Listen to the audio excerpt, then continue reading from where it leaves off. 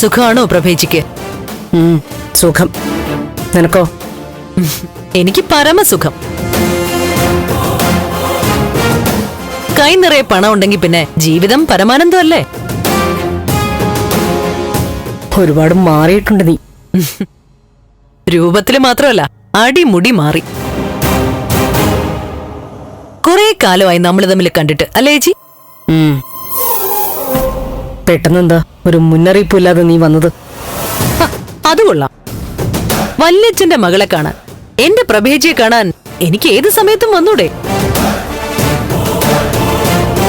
ചേച്ചി അനീതിയാണല്ലേ? ഒന്നാമത് ഞാനിപ്പോ പഴയ ദരിദ്രവാസിയല്ല. സമ്പത്ത് കൊണ്ട് ഏറെക്കുറെ നമ്മളിപ്പോ തുല്യരാ.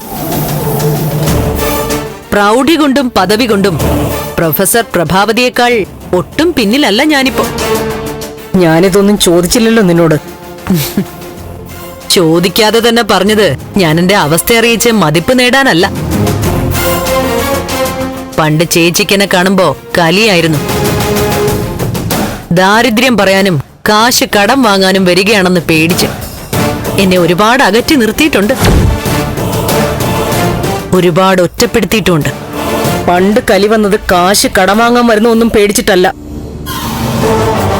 നിന്റെ കയ്യിലിരിപ്പ് പേടിച്ചിട്ടാ. മറ്റുള്ളവർക്ക് ദേഷ്യമുണ്ടാക്കുന്ന രീതിയിലായിരുന്നല്ലോ പറച്ചിലും പ്രവൃത്തിയും.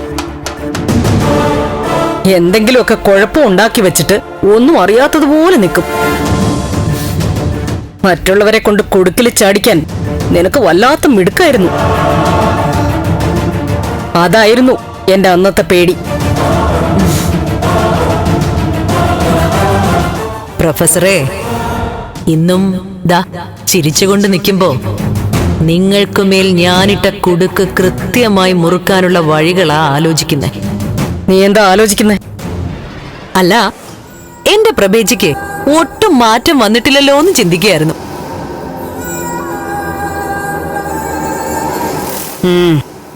നീ അകത്തേക്ക് വാ.